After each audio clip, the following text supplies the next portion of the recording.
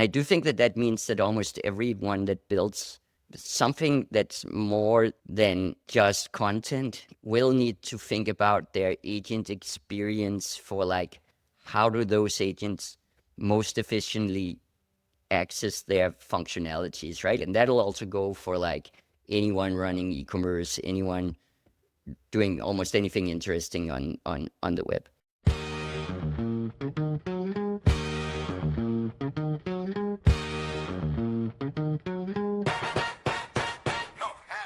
The web has had agents in mind since the 1990s. The user agent string in the HTTP header was forward-looking. It described software navigating the web on behalf of someone, and for 30 years, that someone was a human. That changes now because AI assistant traffic is already 5.5% of all the traffic across Cloudflare network, up from 3.9% 6 months ago, and it's growing faster than mobile did 15 years ago. The question that every website needs to answer now is not whether the agents will arrive and visit. It's whether your website is built for them when they finally do.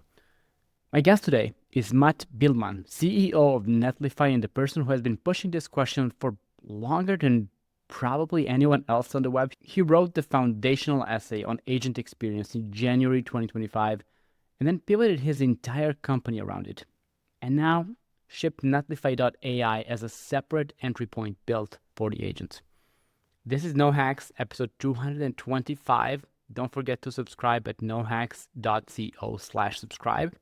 Enjoy the episode. Mett, welcome to No Hacks. It is a huge pleasure to have you on.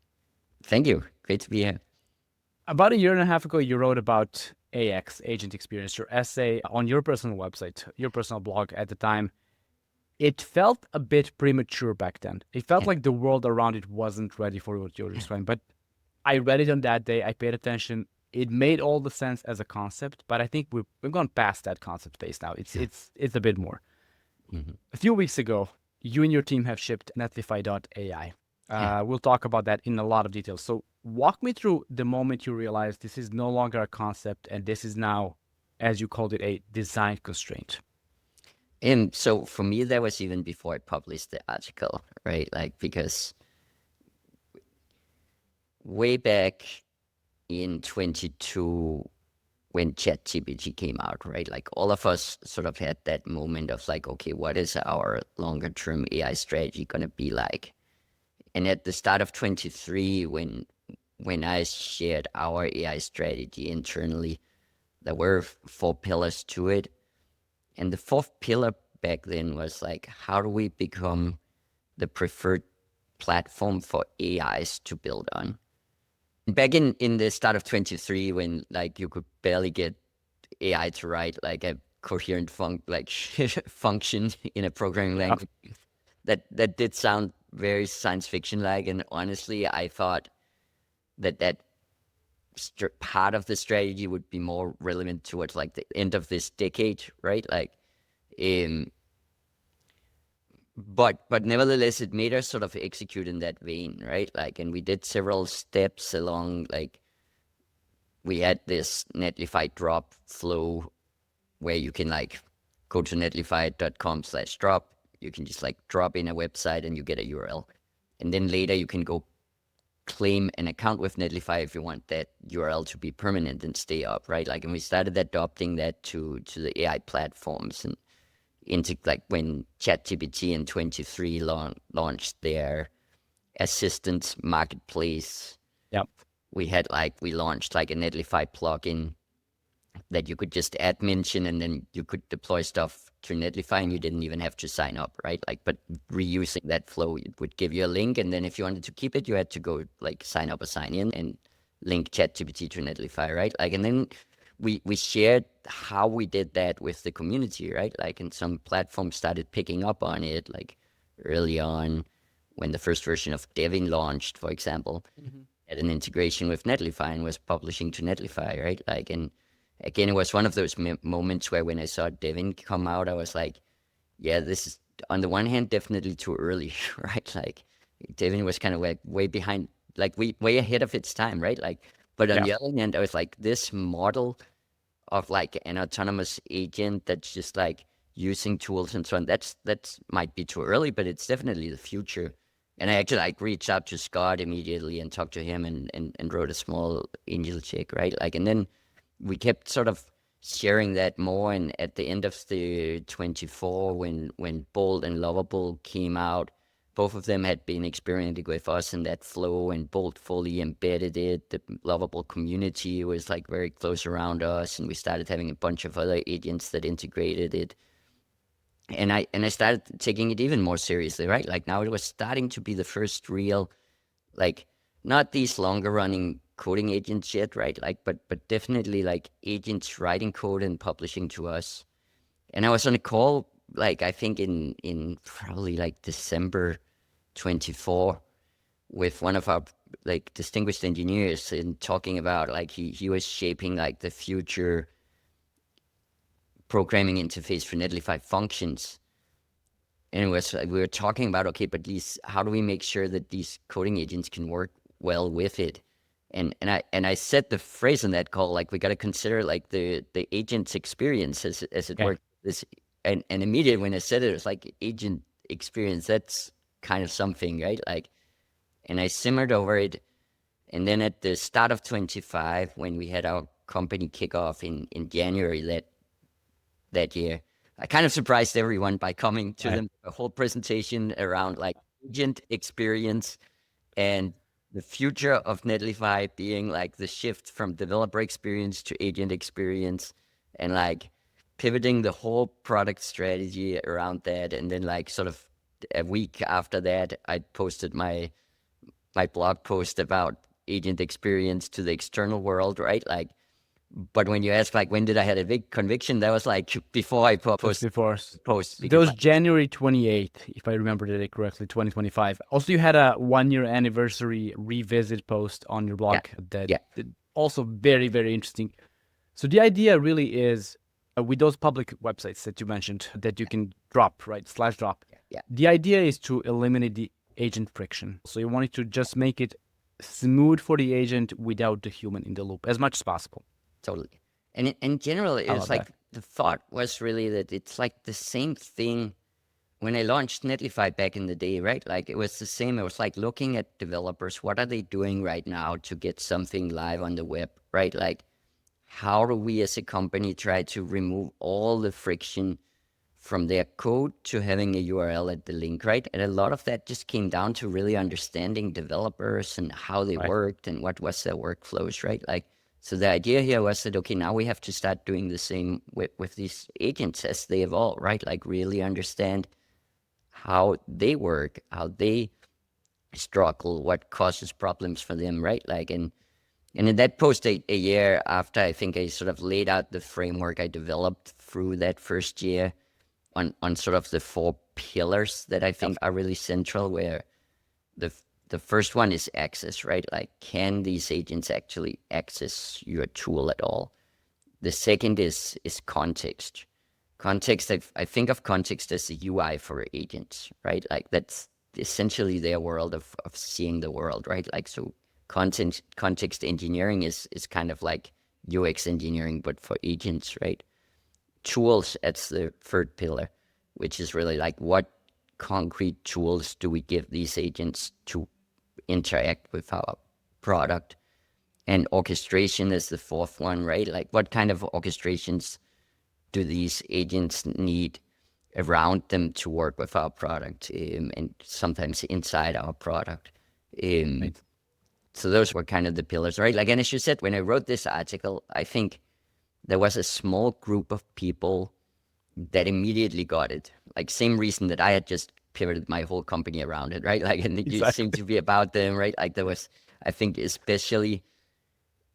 was especially developer tool companies founders in Silicon Valley were kind of the first that was like imbued enough in it and saw the first like, hey, how do we actually approach these coding agents that were coming out, right? Like those were probably the first that got it.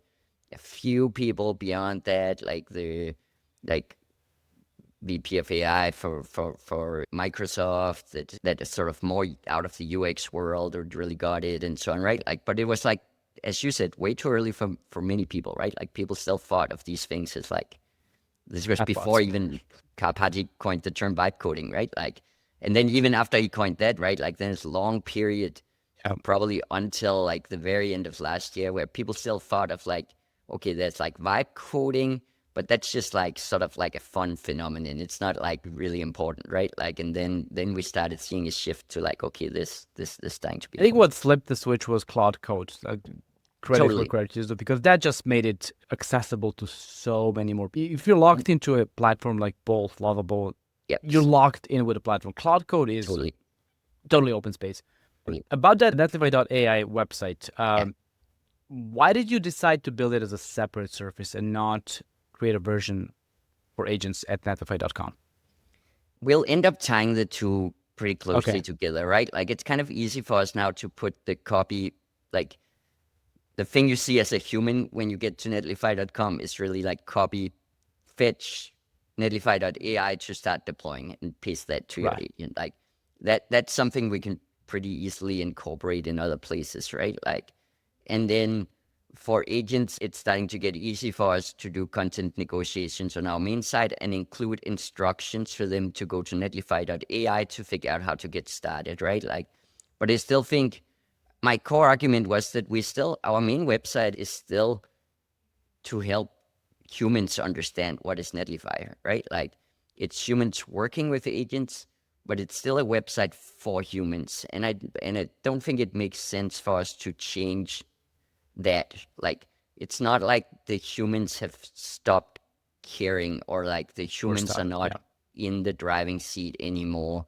Um, but that also led to this sense that like, okay, if we're really building something specifically for agents, how do we give them the most compact form of like this is now not for humans, right? Like, and that was where that idea of like maybe it makes sense to just like build a different entry point that is really separately for agents, right? Like that's really focused on if you are an agent, how do you start building on Netlify, right? Like, and then obviously we build a human mode in just because like humans will still be Right. want to go there and see what's this thing, right? Like, but it became like this idea that yeah, instead of like mixing everything, let's have a path that you can give to an agent that would kind of like be this is a blessed path for you, right? Like, and this And you is said where you we have can. content negotiation where you literally tell the agent just go there instead of the human site, and which is Yeah, yeah. perfect. Well,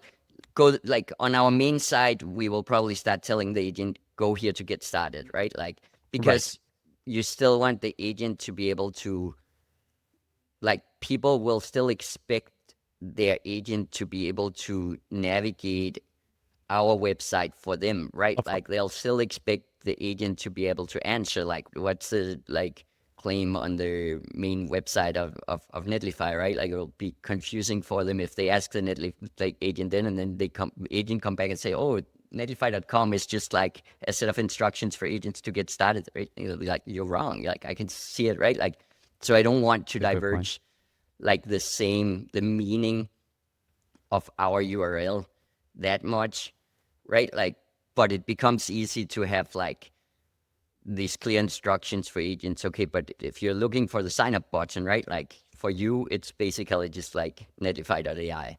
And if you're a human, and then it's like a button that says sign up. Makes all the sense to me. It's been around 3 weeks since the launch, three, maybe 4 weeks. I'm not sure what the exact date was. Yeah. What's the thing you learned from the traffic data in that time?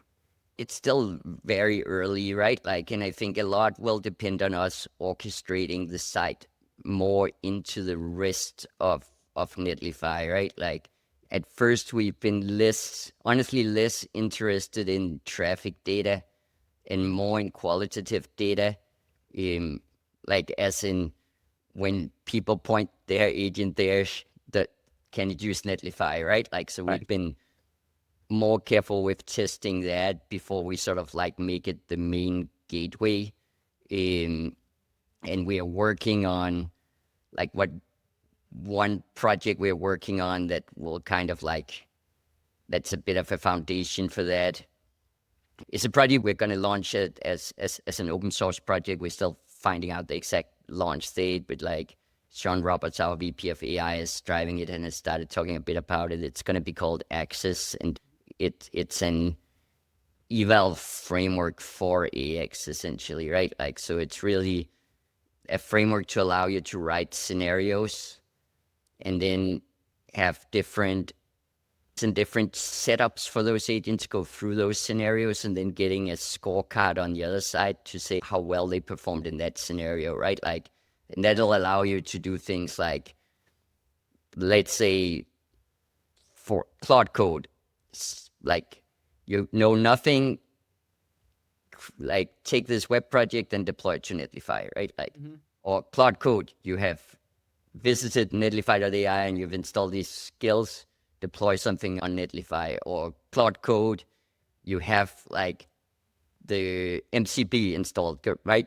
So we can actually start sort of really building the eval. So what gives the right experience? Because like part of what we've always seen is that like it's easy to assume that we know what will help the models and then figure out that it won't. So long way of saying it's a bit too early to give like concrete, like this is what the traffic is telling us, other than like that there's a ton of interest in this and like it's something that people are curious about and sending their agents to, right? Like what I really want to figure out is like, how do we make this so frictionless that we can start then really directing agents there from our main properties? Right. And one thing you just mentioned, Claude Code install the skills. That website literally has, this is how you install the skills that you need to work with Netlify, which is exactly what an agent would need. It doesn't need to read all the documentation. It can read the doc. You have docs.netlify.com as well that agents can read just as well as humans.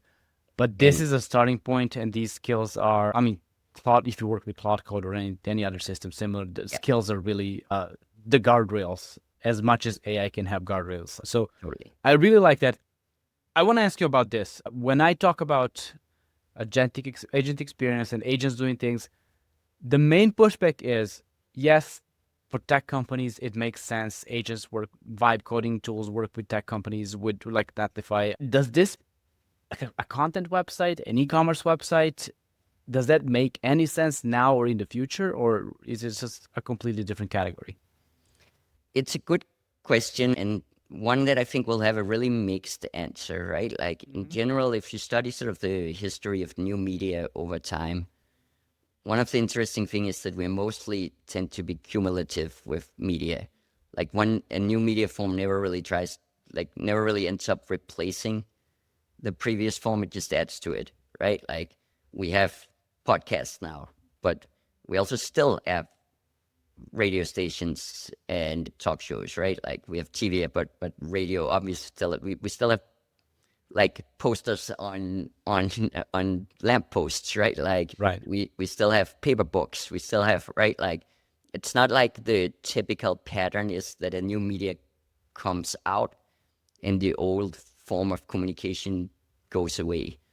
So I don't expect this to be like that much different, right? Like I think we'll see a shift to new kind of things being built and the old things still being around. And I think between humans, like there's so much talk about like everything being on the fly, generated and so on. And I think like generative UIs and all of these like agents will be extremely important, and we'll see a lot of them getting built. And we're doing a lot of work at Netlify to make it a good platform to build those on when you're building on the web and so on.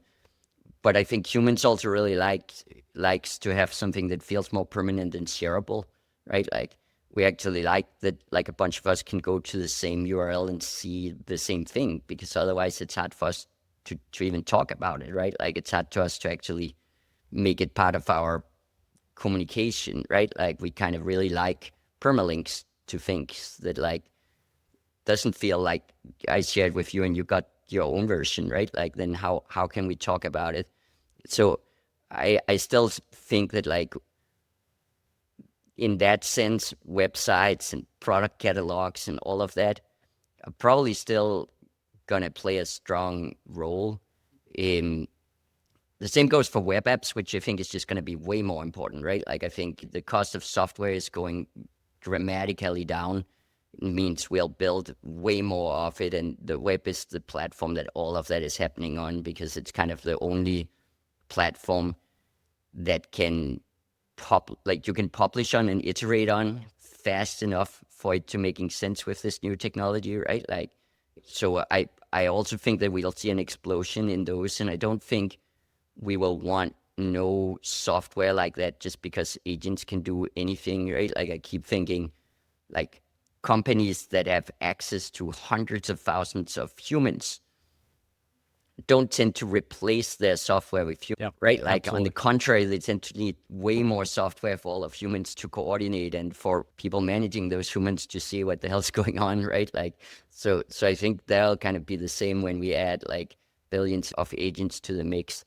So in that way, I think most of this will be additive rather than like Right. suddenly going to be a bunch of stuff we no longer have. I couldn't agree more. And my favorite example that Rand Fishkin shared in this podcast is Yeah, when mobile traffic became the majority, desktop traffic stayed flat. It yeah, didn't yeah, disappear. It was just a totally. new lane of traffic. Yeah, But how about those agent skills, for example, that you have? That yeah. you have instructions for the agent?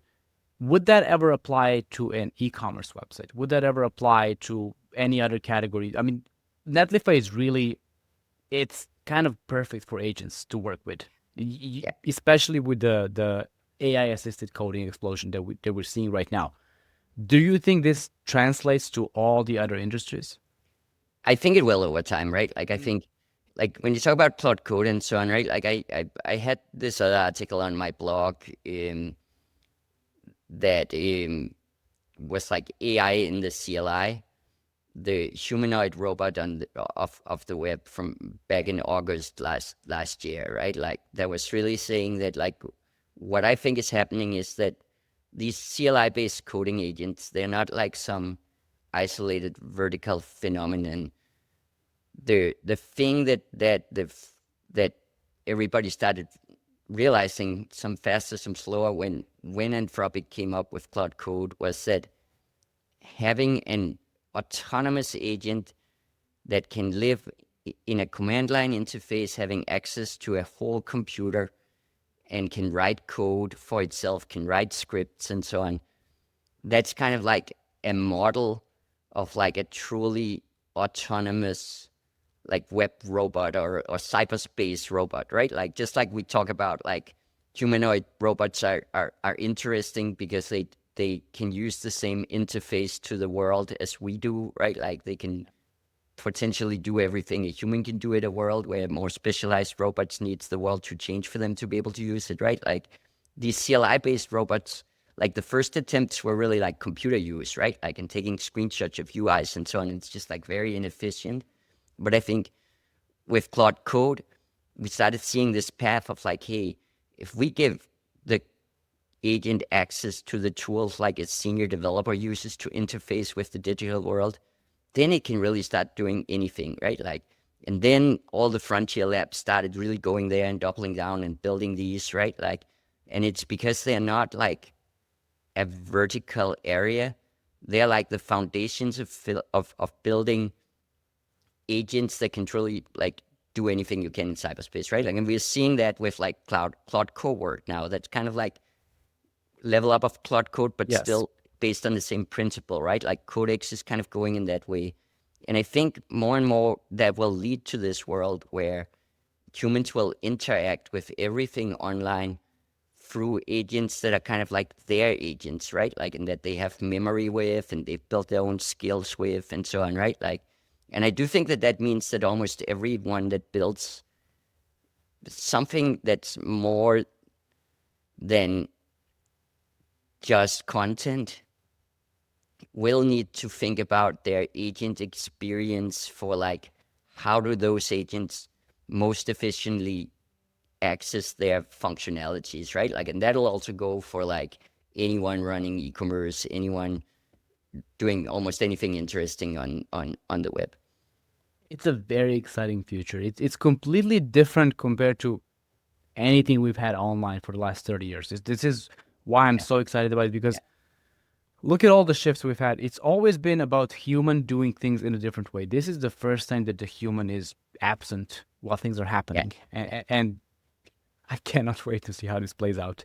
And one of the things that's fascinating, right, like, is that people had this vision for the web way back, right? Like way back in the earliest days of the web, like in the 90s when it was built out, like there's a reason that it's called a user agent in the header, right? Like, and Yes. and it was Yes. like forward looking, right? Like I met one of the people that worked on like the legal works around e-commerce back in the 90s, when Al Gore was sort of like driving that work that opened up a lot of like being able to drive transactions and so on the web under some legal framework. And what was interesting in that back then, they actually like, we have laws from back then, from the 90s, of like what happens when an autonomous independent Right. computer agent misunderstands your instructions and spend way more money than it's supposed to through an e-commerce transaction with a website. And it's like pretty funny that like the ideas actually goes all the way back there, and people were actively like really thinking about them, and now all of that is actually starting to happen, right? Like, and it's really interesting to witness. I'll just say finally. But yeah, you're right. Those laws are from the 90s. I mean, user agent, most of the rules that are powering the internet still are Yeah. from the beginning of the internet. I'm Yeah. sure there's Yeah. been standards, updates, and all that stuff. You had a very interesting argument in the LinkedIn. Just a little break from AI and Yeah. agents. You said that SaaS is dead. Mhm. Probably dead. I'm not Well, going to say. You said probably dead. I, That I 90% margin I said software that as a the service SaaS model. business model is probably Yes, dead. yes. No, that's what I mean. That's what I mean. I'll be very clear. Different. And you said it's because there were maybe 100 million developers in 7 billion people. I think that's way too generous. I think it's way, way less than that. But let's say it's 100 million. Yeah, yeah, And yeah. AI broke that scarcity. Totally. So walk me through the structure of that argument. What does that mean for the future of software?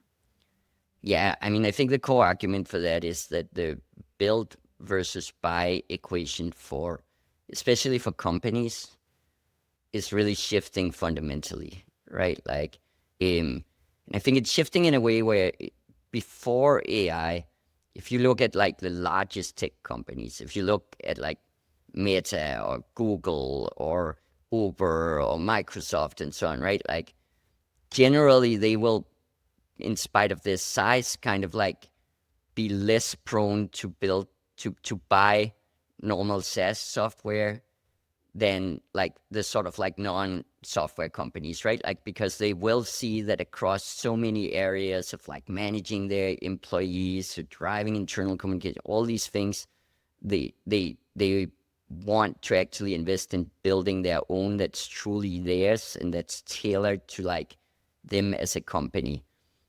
And then when you're smaller companies, on the flip side, like you cannot do that. You do not have the resources. You have to buy software that kind of also tells you how do I do this, and that lets you operate, right? Like, and I think that equation is shifting in a way where like the lower bar for where it starts being really valuable to build your own software stack, it's just like rapidly going downwards, right? Like, and obviously that will put very, very real margin pressure and market pressure on the traditional SaaS companies.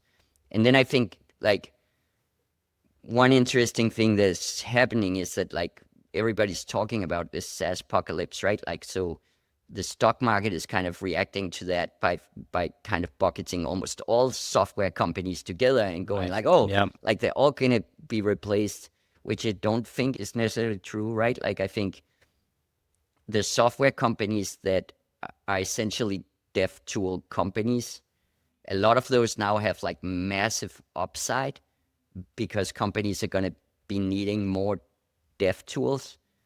But the SaaS companies, like with the traditional like seat-based model selling you a solution, those are like in huge risk of either like fundamentally ruining their business model around their margin model, or outright being replaced, or having tons of like thousands of smaller vertical competitors like Right. operating with extremely lean budgets and an AI like eat into their market share, right? Like, so all of those are going to be in trouble. And But it's I not mean, at just risk Netlify, anymore. I'll just It's say that at trouble. Yeah. Netlify, we like really have front row for this also just internally, right? Like, because we have forward looking team and trying to do this. And we've been ripping out like SaaS contracts and just like, it's like sometimes heartbreaking, right? Like sometimes it's like because we're growing fast and some rep calls and it's like, oh, I see like the Right. consumption's going up. We should like right side your contract. And like someone just reacts to that with like, oh, let's see if I can just like build it with an agent and call the rep back. And it's like, oh, sorry, we're going to cancel instead. SaaS apocalypse or not, it's an end of an era Yeah, of software for totally. sure. And this is never coming back, is what it feels like. Yeah, This is just, the world is now different. I'm sorry. totally. Totally. Um, so another thing you said, you wrote about the data layer being the new bottleneck. So just building stuff is not the problem, but Hmm. like you said, where that data, where that app should live, which is what Netlify does. Yeah. Infrastructure is just, it's not at risk. That's my impression as well. Yeah. I mean, to Uh, some degree, everything is at risk, right? Like, I mean, yeah, obviously, the CIs gets of more and more. course, To some absolutely. degree, everything is at risk, right? Like, but so I think software companies have to do two things. Like, I think one, we have to work for the agent. The agent's gonna have to want to use our software, and it's gonna need to be helpful for them, right? Like, and for us, that means that like coding agents that help humans build stuff, like we gotta be really helpful to them. And then I think software companies need to use AI to get way more ambitious themselves on how deep in the stack they build and how much value they build and how like fast they build that. I agree with that. As I mentioned, I do website optimization. This is Yeah, really, I enjoy optimizing yeah, web, technical, CRO, all that. I follow the traffic statistics, AI assistants, yeah, and how that number is rising. It is currently at 5.5%, which yeah, means a ChatGPT user, Claude user, not bots, yeah, not yeah, yeah, search. totally. Those are AI agents people send to do stuff for them. That number is 5.5% now. I think it was 3.9% of all internet traffic across Cloudflare network 6 months ago. This is growing faster than mobile traffic was growing 15 years ago at a rate that is faster. This Yeah, is happening and it's impossible to ignore. I know most people are yeah, still not fully aware of what's coming, yeah, but this will not kill all the other traffic. Like you said, this is a new way for people to consume information, and it will just be on top of everything else. yeah, So totally. this is really interesting. One thing that you wrote about is the there's no need for structured content, API interchange formats, schemas, all that stuff. You didn't say it's completely unnecessary, but you said that we have that because developers needed structure to build on top of content. Mhm. And you said that constraint is going away because LLMs can read unstructured input and combine it with the templates directly. So can you explain that? I'm not sure I fully agree, but I want to hear it from you. Yeah, yeah. I mean, I think it's the broader sense that like, and again, this I think is another prediction that will seem very early now, Okay. and then 1.5 year from now, maybe not so early. And it's kind of the prediction that almost all like the best software engineers always operated from the notion of like the foundation of great software is the data structures, right? Like there's the famous quote from Linus Torvalds, the creator of Linux, that good data structures are more important than good code, right? Like, and I've always like really embedded that, right? Like, what is the input structures? What are the output structures? Because in the end, like computers Absolutely. have been machines that works on data structures and do transformations of them, right? Like in any normal computer program is a series of transformations of data structures, essentially, right? Like, and Yep. can be encoded in type systems and so on, right? Like, now, the really fascinating things with LLMs is that they completely break that, right? Like, they are not inherently organized around data structures. They're not internally built around any concept of data structures, just like we are not as humans, right? Like our natural way of interacting with the world is not through like rigid structures, but through language and symbols and so on. And that's actually the same for the LLMs, right? Like their inherent way of interacting with the world is not through structured data. And that means that like building systems around LLM, we need to sort of rethink how we build software when it's not about transforming structured data, but around like actually working through logic and reasoning with models, right? Like, and small examples of that I can already give, right? Like things like I changed like the publishing engine for my own blog a while ago, right? Like where typically you might use a content management system. What that content management typically do when you publish blog posts is that it allows some human to translate some unstructured Right. content into structured content so that you can build web properties around it, right? Correct. Like, Yep. and typically the original content is like unstructured, right? Like it's typically like a team working in a Google Doc or an Ocean Doc or something like that, right? Like that's just most like at most like loosely structured, right? Like, Absolutely. Yep. and before LLMs, you had to do that conversion, right?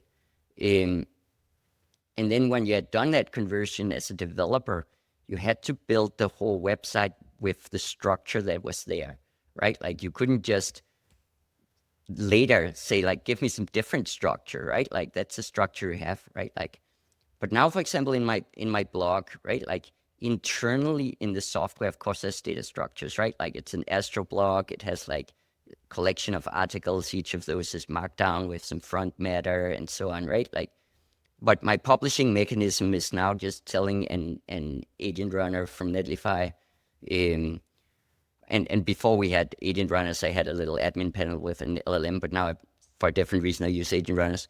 I just tell it, take the AI and ambition doc from Notion and publish it as an article. Yep. And Claude Code doesn't need me to give any extra structure or anything. It can figure out how to read that article, like carry over the body text correctly, format all the images and insert them and put those in public. It can figure out coming out with like an SEO description that's fine and so on, right? Like, and it didn't actually need, it didn't need any human to first structure the content, right? Like, and then I asked it to do something else that was like more for fun and more an experiment, right? Like then I also thought like before this, the index of my blog post was always just like, okay, what do I have to work with? Like I have like the title and the summary and like the ordered list of articles, right? Like so then I told like an agent runner, make a skill that where you pretend that you're like a magazine sort of like front page editor from a print magazine, and every blog post is going to be like a new edition, and you just got to decide like what should the front page be like based on this edition, and you have Right. this tool to generate like illustrations and so on, right? Like and it's kind of fun, right? Like now whenever I publish a new blog post, like the index of my blog is completely going to change, right? Like the Right. AI is going to come up with like some image and how to lay it out and how to pick like a theme, and like it will take the content and it will create new summaries, right? Like it'll like fields that isn't there in the markdown and so on, right? Like in, and again, it's a small example, right? Like it's just my blog and I'm just playing around, but I think it's a good example of what's going to be possible long term if we start thinking that we are not restricted to working with structured input and structured output, but that we can actually just have LLMs make these decisions on the fly and then use the I other agree. format. I agree with you. Now that you explained exactly what the process is you had in mind, I still think, I mean, your front matter is your structured data in some way. Yeah. That's really But now it's so. gone from being something Yeah, I actually work with to just some yeah, intermediary like step for an LLM, right? Like, that's really good. and I'm just Uh, saying, like, imagine you oh, extrapolate this from these simple examples, right? Like into larger and larger workflows, and maybe you start connecting like your systems, so like your agent is fully connected to where, like, to all these different sources of context and unstructured content and so on, right? Like, and now you instruct them to do a bunch of stuff with that, and those instructions are not structured, and the origins are not structured, right? Like, but they can create this on the fly. I think that'll really change a lot of the paradigms around how we think of software, right? Like, and it'll sort of finally change that, like, through from linear of like, okay, the data structure is more important than the code, right? Like now the context and the flows and your creativity is probably more important than both the data structures and the code. I'll just add, the handover between steps does not require data structure. And that's really the biggest shift. You don't need to have data in a certain format when you pass it off to the next agent and the next agent. And that's kind of great. Yeah. Really. Yeah. If you start with what you want to start with and you end the process with exact like a website, a web page, whatever you want to work on, who cares about the steps in between? Exactly. I completely agree with that. Completely. Closing question. Since you've been pushing this agent experience for longer than anyone or almost anyone else in the world. For anyone listening, no matter what industry their website is in, what is the most important thing they should start thinking about and considering moving forward? I think the most important thing is to try to understand, like, what are the agents that your users will be familiar with and using, and how are those agents already today interfacing with your products, right? Like, because they almost certainly are, right? Like, and right now, in some areas, it might be a small niche of your users, and in some areas, it might be a lot of your users. But regardless, there's bound to already be a bunch of people that are working with agents that they care about, that are not your agents. It's not your chat bot on your website. It's agents that they care about and that they have a relation to. Think about how, like, what agents are those users using and how is your experience there, right? Like, because it's not like I've said many times, AX is not something you add to a product, right? Like, it's not like some new feature or something. Every product have an agent experience because all of these agents, whether it's like through computer use or through fetching your website or through working around the barriers you put up from them, have some agent experience right now. It's just a question of, is it good or bad?